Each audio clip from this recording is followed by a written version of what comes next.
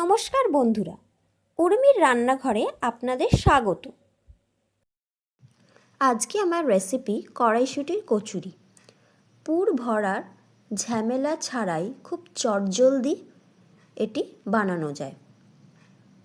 আসুন তাহলে দেখে নেওয়া যাক এই রেসিপিটি।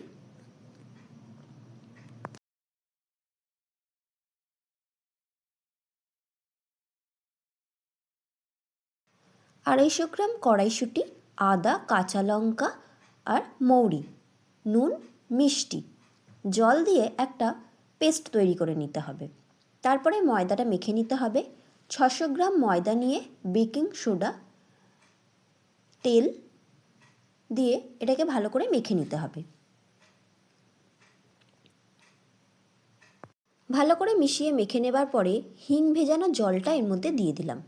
দিয়ে পেস্টটা অল্প অল্প করে পেস্ট দিয়ে ময়দাটাকে ভালো করে মেখে নিতে হবে। এই কড়াইশুঁটির পেস্টটা দিয়েই পুরো ময়দাটা মাখা হবে, আলাদা কোনো জল ব্যবহার করা হবে না।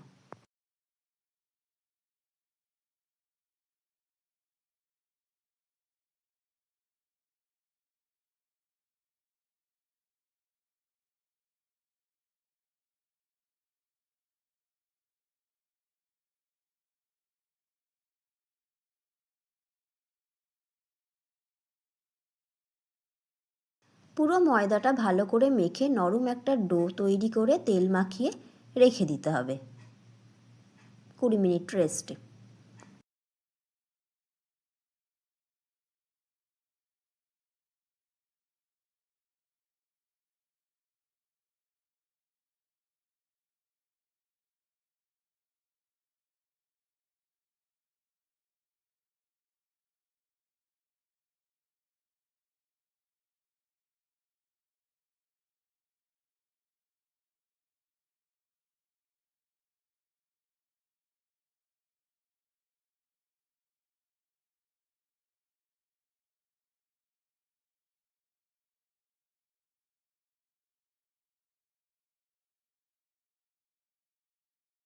রেস্টের পরে ময়দাটা আবার ভালো করে থেসে নিয়ে লেচি কেটে বেলে সাদা তেল গরম করে তাতে ভেজে নিতে হবে।